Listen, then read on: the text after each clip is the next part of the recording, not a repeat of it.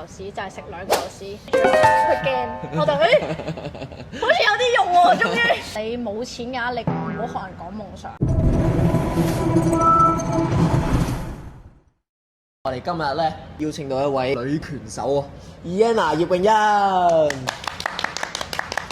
係，Hello 大家，我係香港拳后葉詠欣 Yanna。我咧個人咧就好膚淺嘅，因為可以訪問個靚女先啦，係啦。第二咧就係因為佢係我前輩，係啦。咁啊咁啱，我哋係老中青三代呢度3位主持人係。咁我自己問咗第一個問題先啦，好簡單嘅，因為我自己覺得咧 Yanna 你係香港拳手入邊咧比較出名嘅一位。我想問下你個由啱啱開始比賽嘅拳手啦，到而家去到一個有啲名氣啊，或者多咗 follower 啊，甚至可以賣下廣告啊，一個明星拳手，你個心路歷程係點咧？咁其實對於我嚟講，我就唔覺得自己係一個明星拳手先啦。我覺得我純粹係一個為夢想生活掙扎嘅拳手。掙扎！咁點解會即係由一個普通嘅拳手，然後去到後期，我發覺自己真係單靠教拳嘅收入係 afford 唔到我比賽嗰陣，因為我好專注一場比賽嘅時候，我真係會停晒我所有嘅工作。咁我就發覺我要有一啲額外嘅收入，咁然後就開始咗，不如試下 IG 拍下片，將我識嘅嘢分享俾大家知啦，用自己嘅專業喺網上咁樣可能分享一啲相關嘅知識啊，然後又有啲人可能對於原來女拳手嘅生活係咁樣，係幾有興趣，之後呢就分享越嚟越多啦，咁就好慶幸，亦都有一啲小收入咁，最終目標都只不過係想多個渠道去令到自己實現夢想。喺香港講夢想好現實，你冇錢嘅話，你唔好學人講夢想。其實個心態係有啲現實，我真係純粹係想多一個收入嘅渠道心態，然後就開始經營。因為其實我個人係比較內向，我係好怕醜啦，所以呢就都係一個挑戰嚟嘅。對於我自己就發展咗而家。好努力咁樣，終於儲到而家嘅 followers 咁樣咯。咁如果假如你呢個網絡嘅世界啦，你可能拍片啊，或者有啲咩sponsor 啊、代言啊，嗰個錢好可觀咯喎，好可觀咯喎。咁你仲會唔會繼續打拳啊？我要誠實啲呢個。我反而覺得係我自己當時係一個咩年齡咯，即係我成日都覺得。夢想咧係有限期嘅，所以我自己就覺得，我喺我而家呢個階段，我嘅目標係要打拳比賽行先。好老實講啦，如果我係為錢嘅話，我覺得我唔會做泰拳教練，或者唔會仲留喺而家嘅公司。我自己一直以嚟堅持唔做全職嘅原因，係因為我想留多啲時間俾自己操拳。即係我自己點解會可以 keep 到一日操2轉拳呢？就係因為我自己特登 keep 住做 freelance。我真係覺得我係。即係我收入唔係高啊，好老實講，我覺得，所以就係咁樣嚟令到自己維持呢個拳手生活。因為我一直夢想上一個比賽，咁如果我覺得自己操得少嘅時候，有一日呢個比賽揾我係咪真係準備好呢？我係咪真係隨時 ready 可以上去呢？我好擔心呢一個機會冇，而呢個機會我亦都覺得只係呢一個年齡階段可以發生。喺你之後，喂，講真，你過咗嗰個運動年齡之後，你呢世人係咁揾錢啦，都要即係你就係咁錢係揾唔晒，但係你實現夢想嘅機會就係呢一刻咯，我覺得。我頭先聽到你話啊，如果我操得唔夠，我又唔肯定，佢有比賽揾我呢，我又唔知自己準備好未喎。即係就咁聽你好似就操緊拳，或者你追緊呢條路嘅途上，你都有啲焦慮感嘅感覺喎。聽落，你會唔會想分享下呢？咁其實我自己本身個人就都係真係比較焦慮。我記得最深刻有一次比賽呢，其實我係緊張到成晚冇瞓過，然後就走去北河街比賽。我仲記得嗰次。哇！我嗰次係即係特登仲諗住瞓好啲啊，特登喺比賽附近。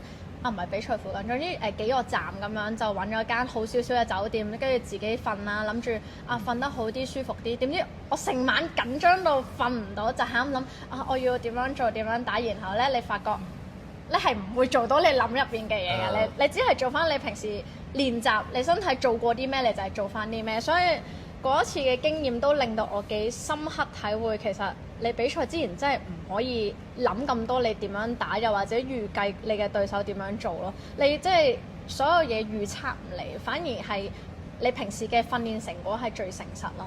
所以先，如果唔訓練嘅時候，你就會好焦慮啦，就因為你覺得我操唔夠，我就未準備好嘅感覺。哦，係啊，其實我都發覺我自己有呢一個問題，我係有少少強迫症到，以前我即係可能我身邊嘅人啊，影響到我操拳遲到，我係會有少少燥，所以我自己係呢啲小事上面，我係會好執着，即係我安排咗個時間要操拳，我就一定要喺呢個時間度操。到咖啡，我覺得今日未做到我應該要做嘅嘢，我要執着。同埋會覺得我一操少咗死啦，我就會好似會落後於人哋喎，咁樣我就會有呢個心態，所以我就係要不斷操到自己個心覺得安心先至會上場。但係咧，我聽你之前即係有個訪問，你提到話咧，自己操拳操到兩隻腳都發炎咧，搞到教堂嗰陣時要坐喺度教啊！即係如果以而家你啦，而家你去睇翻啦，你覺得係適唔適合咧？又即係如果操到呢個位置，其實嗰陣我都覺得自己係焦慮到有啲瘋狂嘅地步。嗰陣我係會覺得我傷咗就練另一邊咯，我總有嘢可以練到啦。練到最終嗰陣，我真係乜都練唔到係啦，乜都練唔到，要坐喺度教班。因為我隻腳嗰陣係誇張到我企1分鐘都企唔到咯，我係要一企一陣，跟住就要即刻坐低。所以嗰陣就去睇物理治療師啦，佢就話你真係唔可以再咁樣做，如果唔係你嗰個阿基里斯筋腱會斷。跟住佢就話斷咗咧，你就除非有好大嚿嘅金錢啦，如果唔係你唔使諗住好得翻啦咁樣。然後我就聽到覺得好似要控制下咯喎，然後喺嗰陣開始調節翻自己個訓練模式。就咁聽都真係好焦慮喎！你有冇試過克服啊？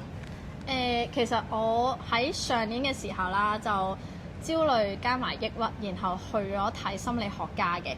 咁嗰陣，但係我係嚴重嘅程度，我係嗰陣特登請假唔翻工啦，日日匿喺屋企就喊啦，唔想見人啦。跟住老細就開始覺得我唔對路喎，即係覺得未見過阿欣咁樣喎。然後就開始咗去睇心理學家啦，就學點樣要講翻自己內心到底係驚啲咩啊，擔心緊啲咩，諗緊啲咩出嚟。嗰段時間係唔係咁容易嘅？咁我嗰陣時即係上年啦，我哋同一日比賽嘅。咁啊嗰日就見到阿 Yana 打咗一場好精彩嘅比賽啦。咁既然上年你經歷咗一啲咁低迷嘅情況下，你最後可以企翻上大台再比賽，咁你中間你覺得即係搏擊呢樣嘢幫咗你咩？其實我記得我最後係點樣逼翻自己出嚟呢？其中一個就係我同自己講，我要打翻一場比賽先。咁嗰陣咧，就喺打拳嘅時候咧，你一定要操拳啦，因為其實你同自己講得要打拳，你冇得唔操啦。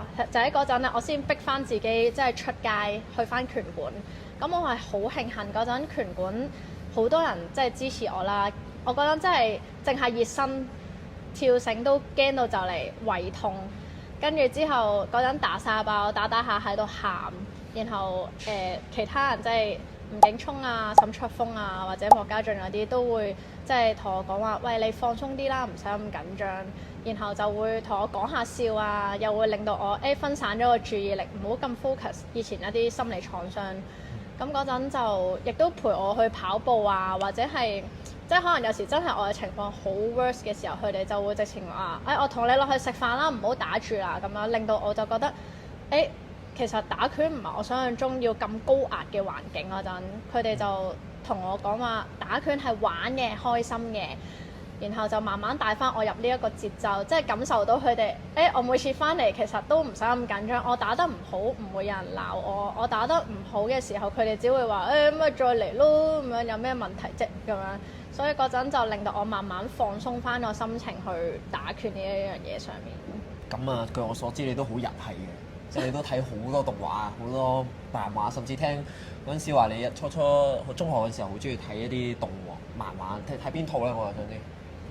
真係好多喎，我中意。最迷啊！即係覺得好熱嘅都係到嚟嘅。好熱。排球少年。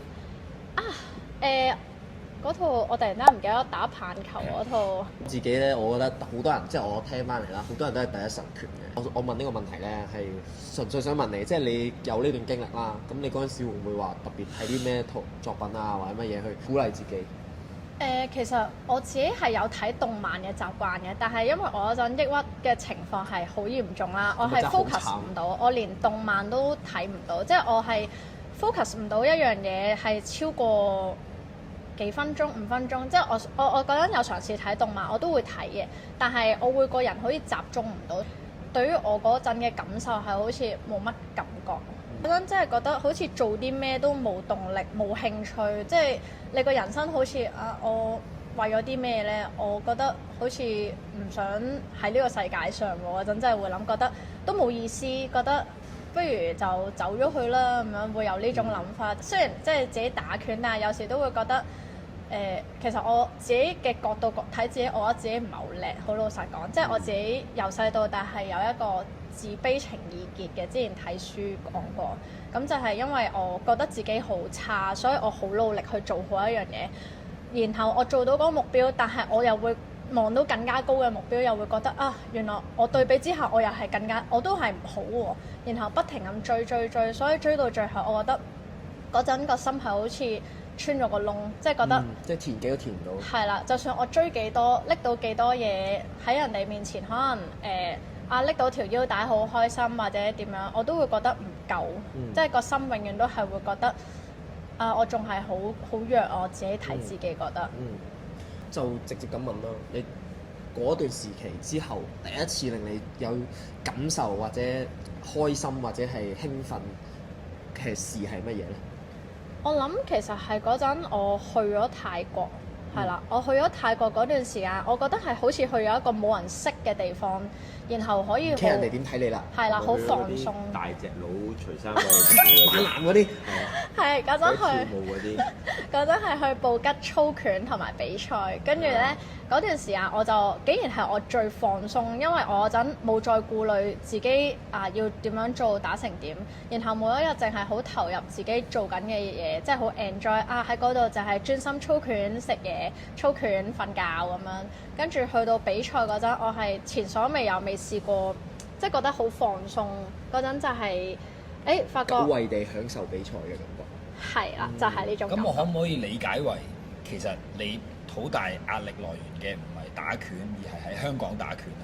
你咁樣講又會唔會係呢？我嗰陣其實係即係有一段時間覺得受到好重視嘅人會有一啲言語攻擊，所以嗰陣就令到我即係長期喺呢個壓力下，就令到我覺得我好似真係好差喎！即係嗰個説話係甚至會話連大班學生都打死你啊咁樣，跟住我就哇，我就好傷心。兩位主持咧，有冇俾人攻擊過？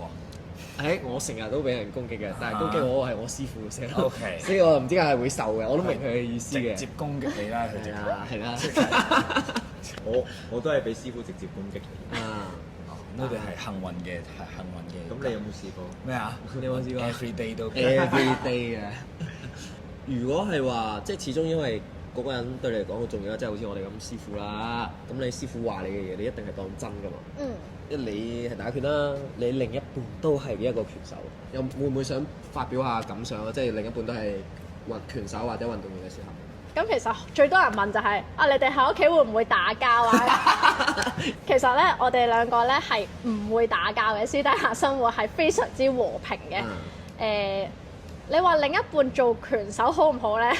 我最近有一個比喻，個人覺得咧，呢個世界有咩慘得過食一嚿屎？就係食兩嚿屎。有啲咩慘得過一個係運動員？就係兩個都係運動員。即係例如我又要比賽，佢又要比賽，大家都係減磅嘅時候。咁就係啦，大家首先係大家都要操拳啦，咁可能大家嘅收入問題啦，然後又可能係啦，大家減磅情緒都唔係好穩定啦。咁我哋又試過一齊操拳啦。咁以前打親咧，我哋試過喺後面呢個擂台咧打到掉晒拳套，話唔打啦，走啦咁樣嗰啲咁樣係啦。所以我哋兩個就而家咧就盡量都係分開咁樣操拳啦，但係我哋係互相支持同埋尊重大家嘅所有活動同意向咁樣嘅。入翻鏡講兩句。你我哋介紹下先，我哋新增一位嘉賓啊，新增一位嘉賓啊，突然間加入。係，我覺得係一半一半，真係一半一半嘅。呢個唔係官腔，因為起碼另一半會明白你係做緊啲咩啊嘛。即係你話喂，我去操拳喎，你操拳即係大家知道操拳嘅情況係點樣嘛？係啦，啱啱好似話唔同 message 喎，即係譬如有時佢操緊拳，跟住我話喂，你好簡單一句話，你今晚翻返去食飯咁講，我純粹係真係好似留言咁樣俾個 WhatsApp 佢，佢操完就覆翻我，係啦。跟住嗰時我佢問我你去咗邊啊咁樣，跟住我純粹講咗一句拳館，跟住佢就知幾時會揾翻佢㗎，即係大家會明白大家做緊啲乜嘢嘛，同埋咁樣講啦，因為好似比賽咁樣啦，即係好似啱啱我聽到嘅話就話，即係大家一齊要比賽，一齊減磅，然後係燥㗎啦，即係真係大家都即係做過拳手都知，係啊，即係冇飯食。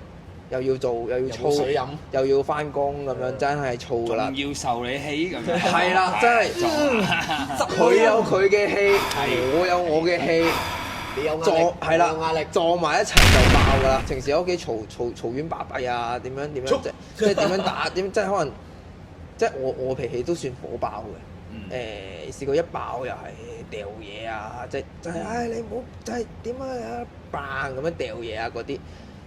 但係我會覺得係可能過咗之後，喂佢知你嗰下嘅心情係真係純粹操到好攰減磅，到之後完咗啦嗰一日，第二朝瞓醒，大家各自去操拳，翻到嚟你其實琴晚咁樣，然後可能對大家唔好嘅，即係講翻聲，跟住就其實冇乜嘢，所以然後再大家係啦，即係明好容易明，有啲可能個男仔嘅另一半唔係運動員咁講啦。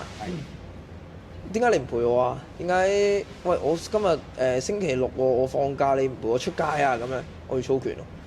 其他可能唔係拳手嘅，即係唔係運動員嘅另一半佢會話咁你真係有操拳就唔使有我啦咁樣。但係如果另一半係運動員，佢會明白。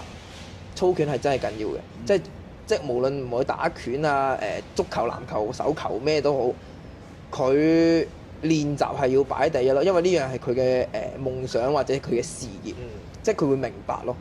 即係星期日見到你屋企，喂做乜唔出去跑步啊你？係嘅。呢個係我會對佢講嘅嘢啊。係啊，好感謝啊，係啊，雞雞。我出鏡啦，我又要搞傷口啊！講起傷口啊，因為咧據我所知，上年其中你情緒有一個好大波動，就係因為上一年大概1年前喺泰國打咗一場比賽，跟住係有一道疤踢咁樣，係啦，女仔打拳咧成日都會有呢個，男仔就戰績啫，係啦，即係女仔有時候俾人話破相噶嘛，係啦，袁叔叔即刻展示自己嘅戰績啊，即刻認叻啦，係啦，好勁啊！你覺得女仔點睇咧？你覺得？首先我自己打得泰拳，其實一早都有預咗嘅心態啦。即係你知道明知有爭，你唔會話打呢個比賽係冇諗過自己完好無缺噶嘛。即係如果你諗住打上，爆啊、腫啊、魚啊、花啊呢啲都會有。所以我覺得係一個都預咗要遲早會發生嘅事啦。嗰陣咁當然嗰陣係初頭咧，每一日起身望到鏡咧，係會覺得哇！我係咪真係值得咧？我真係黐咗線喎，用成世人真係成達啦咁樣去換呢一樣嘢，嗰陣都會有少少接受唔到自己，因為覺得聯住針好核突，自己睇都好驚，亦都唔夠膽見屋企人，即係驚父母見到擔心，所以嗰陣我係等好翻晒啊，已經拆晒線啊，先至見我啲朋友屋企人，等佢哋。